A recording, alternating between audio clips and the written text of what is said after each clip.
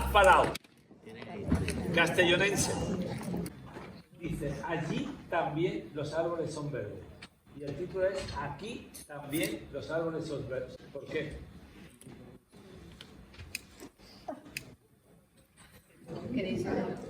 A ver, a mí me gusta que haya un misterio en las cosas, pero bueno, si quieres te respondo. No tiene por qué ser concreto. Para mí, ser como en realidad, quieras. el título es la respuesta a la pregunta. Para mí, el título de la obra es la respuesta a la pregunta, ¿no? Del final, de aquí también son verdes. Sí, es una forma casi de redención, ¿no? De decir, estoy bien. Sí, Todo está bien. El texto como tal y como lo dice es allí también. Claro, pero es una pregunta. ¿Allí también los árboles son verdes? Y en lugar de decir sí, aquí también los árboles son verdes. Pero cuando hablamos de los árboles en relación a la casa, a la mansión, a la multiplicidad de espacios y la proyección sobre dos elementos que para mí son los claves, ¿no? Que es por un lado el odio y por otro lado el amor. Yo así es como voy viendo un poco la transición desde que en principio se plantea cómo provocar odio, cómo puede haber odio y luego todo el tiempo es cómo puedo amar o cómo puedo recibir amar y cómo se ama, qué extraordinariamente se ama esta madre y esta hija, ¿no? Es lo que quiere el doctor. Entonces, en ese trayecto, en ese camino, en ese desarrollo dramatúrgico, creativo, como autora, a mí lo que me llama más la atención es el sentido del apego entre el amor y el desamor. ¿En qué? En la propia forma de entender las relaciones humanas. Sí. ¿Sigue? No, es que para mí no hay emociones fijas o puras. Yo creo que en el amor hay odio, en el desamor hay amor. Creo que en la contradicción está la verdad y me parece que las emociones son mucho más complejas como para que solo exista una sola cosa. Una madre y una hija se quieren muchísimo, pero también tienen momentos en que se apretarían el cuello y se matarían, ¿no? De una forma simbólica. Entonces, para mí no es tanto una transición del odio al amor, sino que es todo el rato navegar en esa contradicción y bueno, lo del odio es casi prescripción médica, ¿no? Es decir, te quiero tanto que necesito provocarte el odio porque si así te curas, yo haría lo que fuera.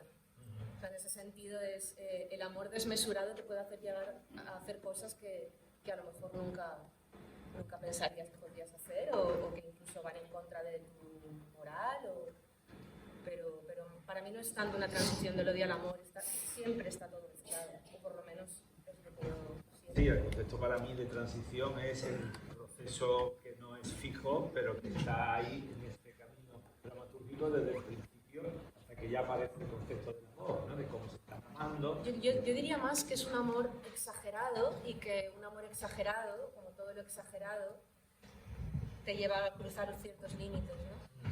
Pero insisto, creo que las emociones son tan complejas que es imposible que ocurra siempre una sola cosa. Claro. Está ocurriendo todo el rato todo.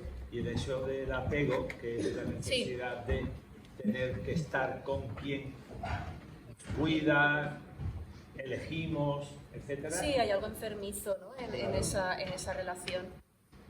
Sí, bueno, enfermizo. Enfermizo porque parece que no te da libertad, ¿no? Para mi autonomía. Pero, bueno, es esta opción de esta ficción, ¿no? Se está hablando de ese apego que puede hacer que luego no sepas qué hacer, ¿no? Si te quedas solo, Pero bueno, también quería hablar de eso. Gracias, un aplauso.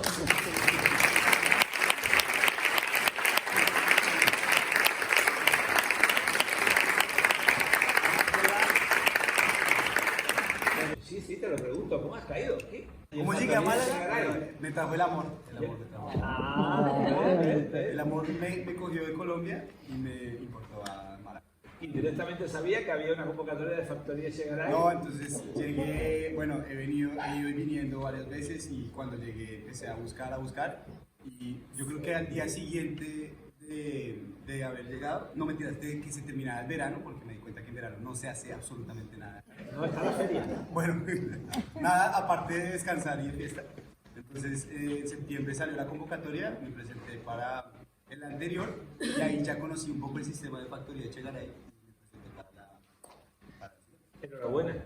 Desde el primer día que estuve en el estreno hasta ahora, un cambio radical. Eso está muy bien. Para mi gusto, excelente. A ver, ¿por qué? O sea, mejor dicho, ¿cuál es tu formación? ¿Cuál es mi formación? ¿Eres actor per se? Bueno, mi formación se centraba como en que la escena, en la puesta en escena, ¿sí? En todos los elementos que requiere uno para estar en escena. Entre esos estaba la actuación, la danza y uno que habla como de la somática, que es, yo lo interpreto como esa conciencia sobre el cuerpo a la hora de estar en escena, como lo manejaban en la carrera y como yo lo manejo a nivel personal. Y esa es mi formación es como, yo siento que soy como de un cuerpo en escena. Esa es como la formación que yo tengo. Cualquier técnica. En cualquier técnica. Claro. ¿También? Sí, todo, o sea, digamos, no una en específico, no una técnica. Me gusta bastante, hablando ya de técnica, me gusta bastante la improvisación por un lado, pero particularmente los viewpoints para la creación. Eso es como lo que yo siento más arraigado. ¿Y Ángela, tu formación en la Escuela Superior de Arte Dramático? Sí, y aparte tengo formación de cine en la Central de Cine de Madrid. O sea, después aparte tengo también formación en doblaje de voz con Luisa Esquerra y... ¿De qué promoción eres de la escuela? De 2019 a 2000... ¿Verdad? Terminé el año pasado. Claro, por eso te pregunto. No, 2019-2023. Y bueno, ¿qué haces? ¿A qué te dedicas? Cuéntale, malagueñita, Azu, bonita, venga. ¿Cuál es la pregunta? Esa. ¿Y a qué me dedico? ¿En serio? Sí. Yo soy actriz, meto la vida de Dios, y terminé arte dramático hace muchísimos años. Sí, hace mucho. Pero son maravillosos. Y no sé, qué contaros, que dedicándome toda la vida a teatro, cuando sale cine, audiovisual, a pasar hambre, a veces más, a veces menos, a seguir promocionándome y a seguir confiando en mi trabajo y en lo que hago y a que van a seguir viniendo cosas. Como actriz Yo me profesional. acuerdo divinamente de Pan, Con pan. con Pan, que es un guapo. San Pablo Teatro, comedia. Madre mía. Ay, gracias por... Sí, qué bonito aquello. Y otras tantas cosas. Que Bueno. has pasado por Espejo Negro y... Ahí hemos echado un poquito de todo. Te lo decía, eres una pedazo de la arte escénica malagueña. Muchas Y gracias. gracias por todo tu trabajo. Muchas gracias, Es muy Paco. importante.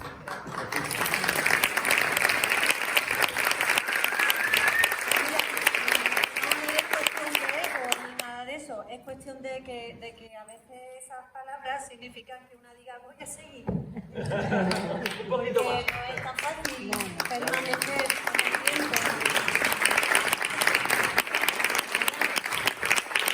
Claro, sí que te agradezco tus palabras. Porque yo te quiero escénicamente mucho, de toda la vida. Paz, ¿cómo elegir este elenco? Bueno, tampoco había mucho. ¡Qué fuerte! La verdad que fue bastante claro cuando los vi. Más o menos, ¿cuántas personas se presentaron? ¿Cuántos historias hiciste? ¿Alrededor de 60? Sí. Se hizo una criba previa y luego ya yo... Pues nada, que fue un flechazo, que no tuve duda cuando les vi. Tenían que ser ellos. Cuando tú escribes el texto, ¿imaginaste esto? Para nada. Entonces, cuando imaginas? tú presentes... Que lo hubiera Todo es imaginado. posible. No, Todo me es refiero. posible. Hubiera sido muy Pero, raro, por ¿no? supuesto, no tiene nada. O sea, un autor que dirige puede perfectamente llevar ya, como aquí, No. por aquí han pasado muchos con los que hemos conversado y unos venían ya a No. fin. Qué va. O sea, que no es lo Además es que anormal. yo cuando escribo no pienso en la escena. Escribo y me dejo llevar y no me pongo a priori ningún tipo de barrera. Entonces, Por siempre tanto- decía, luego las faenas de los directores para montar mis textos. Bueno, esto ha sido el karma. Pero claro desde el principio también, sobre todo la atmósfera que quería generar y más en plan de sensaciones y de emociones. Entonces, bueno, así ha sido el trabajo. Entonces, el proceso de creación ha sido work in progress, ¿no? Ahí. Claro, porque tú tienes el texto y lo escribes, pero luego a la hora de montarlo hay cosas que hay que sacrificar, ¿no? El texto muchas veces en papel funciona, pero cuando lo pones en escena te das cuenta de que la luz está diciendo cosas, los actores con su cuerpo y su gestualidad, la música, entonces pues pones por encima todo eso que dice que no son las palabras y yo que soy más dramaturga que otra cosa, más lo que a mí me gusta es la literatura y la palabra y todo lo demás también, pero siento que es como mi pulsión. Sacrificar texto ha sido muy interesante. Muy interesante porque lejos de sentir que estaba dejando a un lado algo que dejaba de hablar de mí, sentía cierto alivio, porque lo que hacía era que el montaje fuera más fluido, que el ritmo tuviera más intensidad. Entonces, como yo también era la dramaturga, no había problemas legales, porque estaba yo haciendo cosas con mi texto que podía hacer lo que quisiera. Ha sido muy interesante, muy bonito, sí. Bueno, ellos van a decir, sí, pero aquel día te acuerdas que gritabas mientras tachabas. Bueno, yo también tengo ahí mis rituales, pero me ha gustado mucho ese sacrificio, ¿no? Porque era a favor de algo más grande, que también era que ellos, y que la luz de Jorge Colomet es maravillosa, la música de José Gas también está hecha a propósito para este espectáculo. Entonces, bueno, siento que todo ha ido a favor. Interesante esto último, porque está hecha a propósito de ese texto. El músico y yo la hicimos no juntos. De ese espectáculo. No, del texto. Interesante eso, ¿eh? Hicimos la música, yo le decía, pues quiero aquí, o le hablaba de la atmósfera, porque he trabajado más veces con él y me encanta el trabajo con la música, porque para mí la escritura también es música. Yo escribo de oídos, es como, esta réplica me suena bien, si de repente hay una palabra más seca del ritmo, es muy musical mi forma de escribir. Y con el músico fue muy interesante el proceso porque yo le daba adjetivos o posibilidades, él me mandaba pruebas y le decía, ay, mira, quítame piano aquí, que piano no, o esto lo quiero así, o ponme gaviotas, hay como un sonido de gaviotas, porque quería que se escucharan como un sonido de aleteos y, bueno, y el barco, ¿no? Con esta cosa como cavernosa, y fue una creación conjunta, evidentemente él tiene todo el mérito, porque es el que la creó, pero se hizo a propósito. Es súper peculiar lo que está diciendo, no recuerdo a nadie de todos los que conozco que trabajen desde el texto a la música y después veremos qué pasa en la escena. Eso es increíblemente extraño, difícil y un riesgo. Pero aquí cuadra bien. Interesante. Es que yo me lo imagino con la música, yo lo escucho, lo veo, sí. Bueno, está bien. ¿Cómo habéis vivido el proceso de creación? Experiencia individual de cada cual. Voy. No. Para mí ha podéis sido... ser lo suficientemente... Estáis vivos, ¿no? Estáis aquí. Ella no. Para mí ha sido complejo, la verdad. O sea, yo cuando leí el texto por primera vez, yo se lo dije a ella. Yo noté la estructura, la importancia del texto, y se notaba que era algo que había que cuidar. Entonces, a nivel interpretativo, para mí ha sido complejo el proceso, porque también era la primera vez que trabajaba con gente que no conocía. Yo también he conocido cosas de mí que no sabía que existían a nivel profesional, pero yo creo que he aprendido mucho en todos los sentidos y me ha encantado trabajar con mis compañeros, la verdad. O sea, Pero voy a insistir un poquito más en tu caso y de los demás con los toques. ¿Y tus propuestas cuáles han sido? mis propuestas. Ostras, voy a pensar. No, le toca a ella. A nivel interpretativo, No, en el proceso de creación. pues yo creo que en general todas las propuestas base de improvisación y de poner como una idea, de trabajar, de decir qué pienso yo de este personaje, qué tal.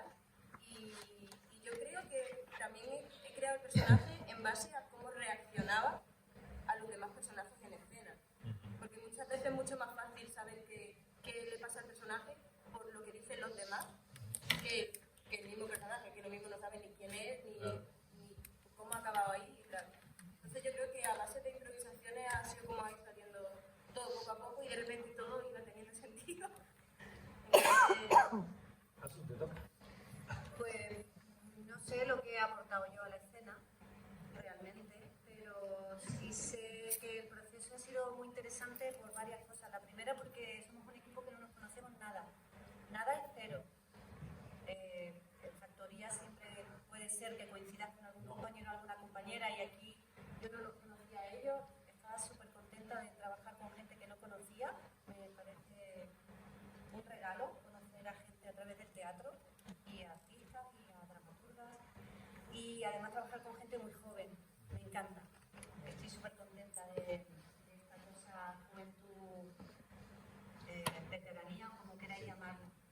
Y eso también ha hecho que el proceso, por un lado, pues también ha tenido sus dificultades, porque de repente que el equipo termine siendo un equipo, pues la verdad, el teatro hace magia, pero a veces no tanta. Entonces, se necesitan días de trabajo, ¿no? Un trabajo en el que todas nos hemos dejado aquí la piel, la dramaturga, la directora, el ayudante de dirección, los que estábamos aquí las 5 horas y media, y lo quiero nombrar, porque un proceso pasa por muchos sitios, y en esos sitios hay que seguir estando. Y eso, pues mira, quiero dar la felicitación a mis compañeros y a todos los que hemos estado todos los días aquí, en momentos en que estábamos todavía buenos. Como decía Paz, es un proceso, y también lo recalcaba Asun, es un proceso que parte de la improvisación, y considero que eso nos pone, voy a hablar por mí, pero lo sentí, nos pone en crisis inmediatamente, porque está uno abierto, o sea, uno para improvisar se abre así como esto es lo que tengo para dar, y en la toma de decisiones pues es un poco como se siente la crisis, o sea, ese proceso creativo implica crisis, y yo creo que fue así este proceso, y requirió de nosotros como esa contención y ese mantenerse como creyendo, ¿sí? O sea, no tengo ni idea de dónde estamos, pero para allá vamos. Y yo creo que igual eso nos ayudó mucho, decía ahorita son como todo el equipo, pero yo igualmente quisiera recalcar, y lo hablaba con mis compañeras, al equipo técnico que también nos aguantaba, no nos aguantaba, sino nos sostenía, ¿no? Nos daba como esas manos que uno sentía como en la espalda, que muy pocas veces siento y veo y noto, y en este caso lo agradecí bastante. Antes, estoy totalmente de acuerdo con lo que dice Fede y me llama la atención las palabras que surgen al hablar del proceso y al hablar de la creación, ¿no? Que por un lado es sacrificio, crisis y también diría renuncia. Y que todo eso está, ¿no? Y eso es lo que, ostras, hay que gestionar y que a veces desde fuera uno ve el resultado y ve lo bonito, pero es duro, ¿eh? Es duro y también placentero en la dureza, por eso claro, para mí está todo siempre. Pero sí, Fede, y no sé si están aquí Dolo y Rafa y no. José, pero bueno. Allá donde esté.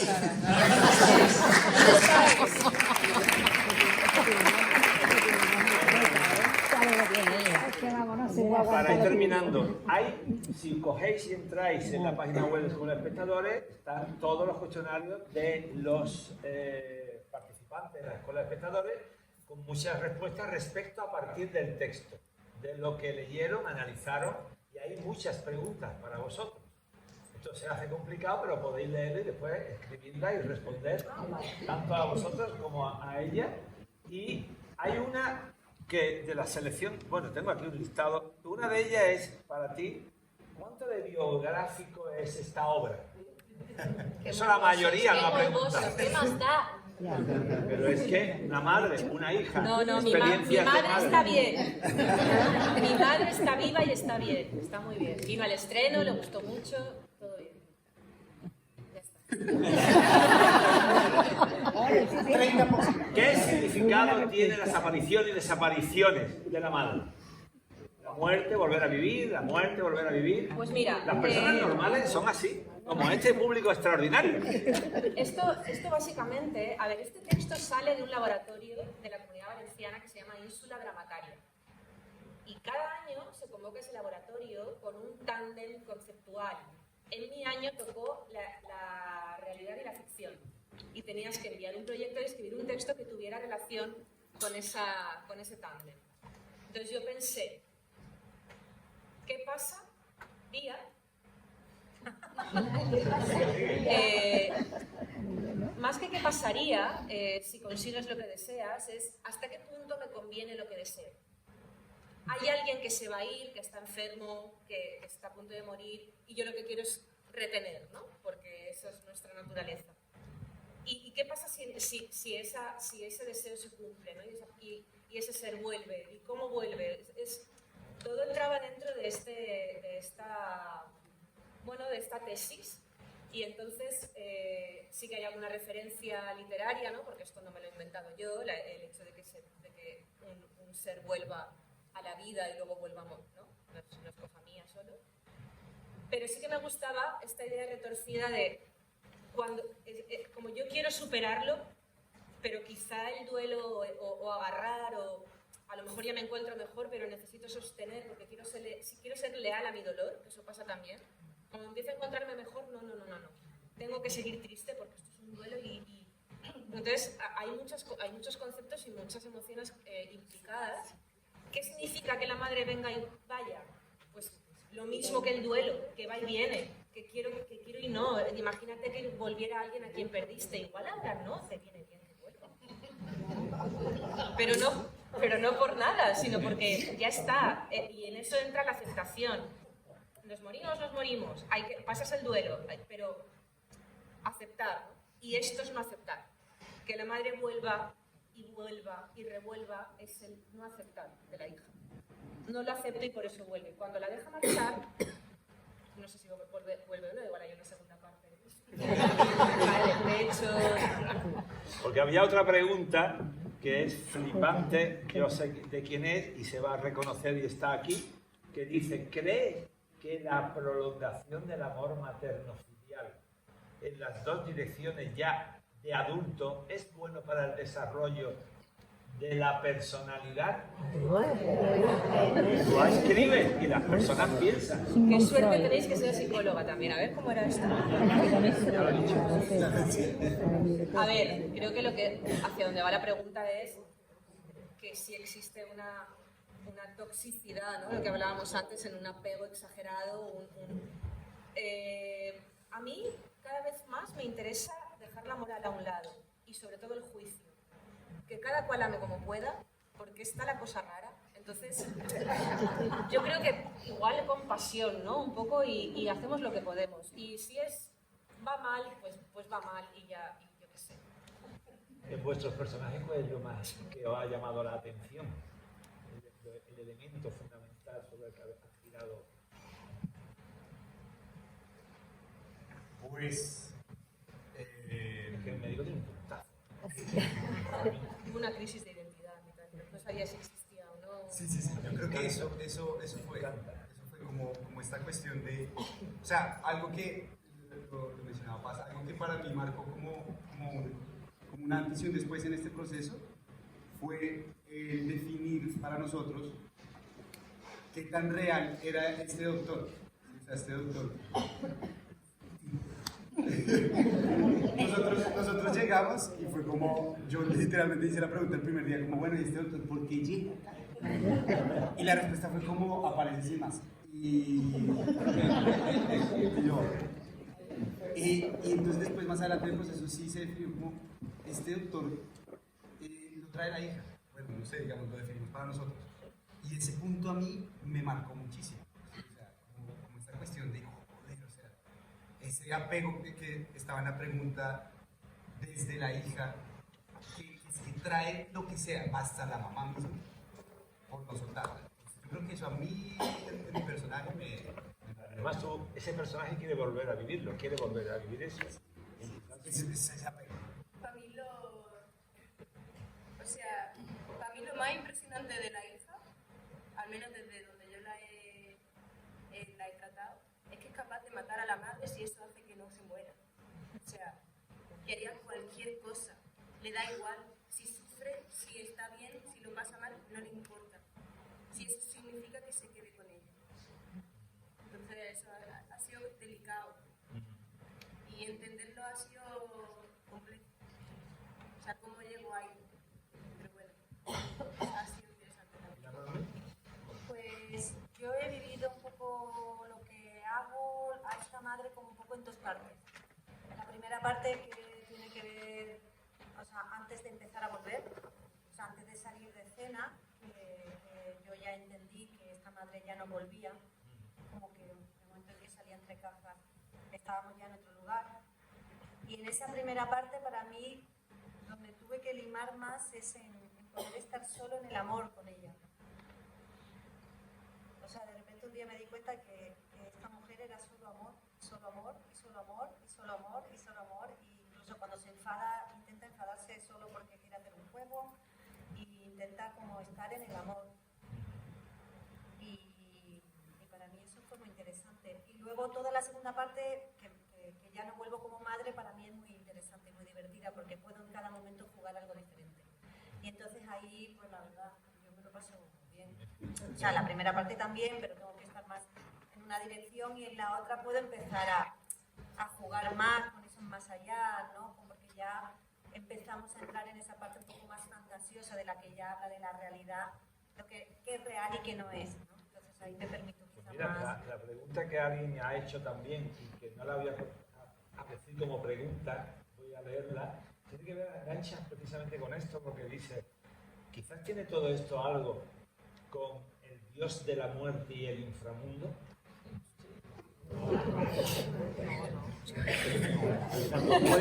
Cuando vuelvo, ella juega con otro lugar, otro espacio, ¿no?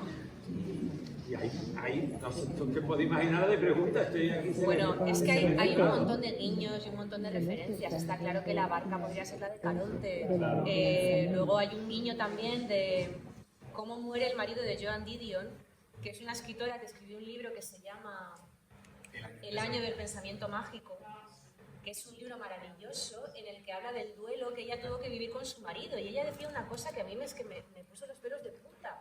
Y es que le guardaba los zapatos, porque decía, es que si cuando vuelva, que no vaya descalzo. O sea, en el duelo se nos va la olla, ¿no? Entonces, ese irse la olla es un territorio maravilloso para imaginar y para la ficción. Ese hombre que ella ve en el barco es el marido de Joan Didion. Es mi particular homenaje a esta... Pero claro, esto lo sabéis porque os lo cuento, evidentemente es muy sutil, pero viene de ahí. Y el barco y el río tienen una simbología con la muerte, o sea, hay investigación y hay referencias. Pero para que las... Pero mira la siguiente pregunta. Las influencias literarias que tiene la obra. Bueno, ya lo has dicho. No, porque yo pensaba, madre Hay mía, más, claro. si yo cuando, es una locura. Yo a veces hay muchísimas referencias literarias en esta obra en concreto. Pues mira, está Stephen King con Cementerio de Animales. Sí. Que es ese gato que vuelve. Oh, terrible. Que les enseñé un vídeo un día, que era, no. Cementerio de Animales. Luego,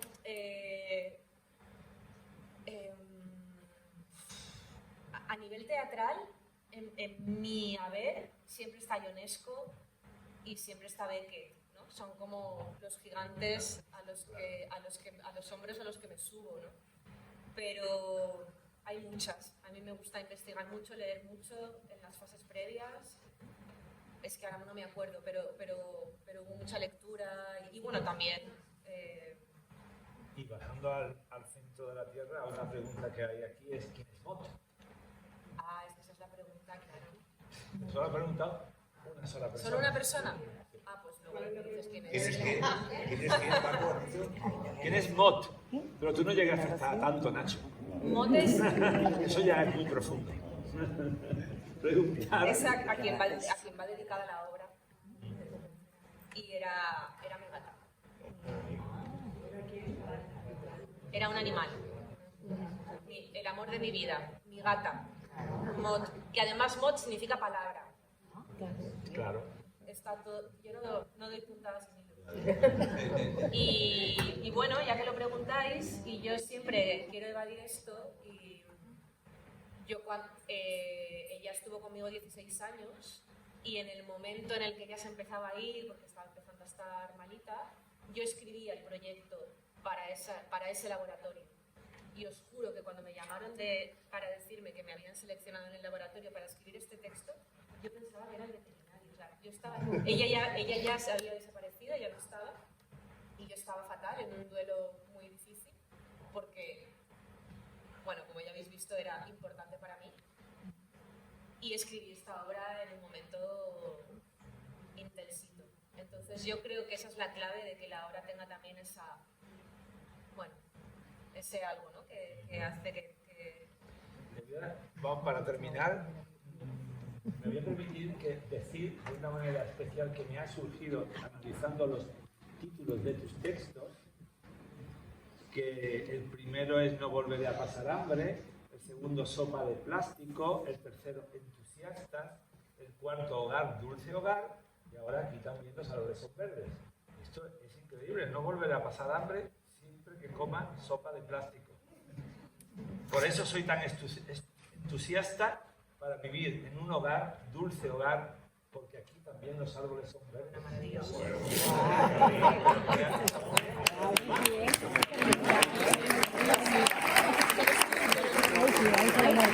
Muchísimas gracias y seguiremos hablando en el próximo día.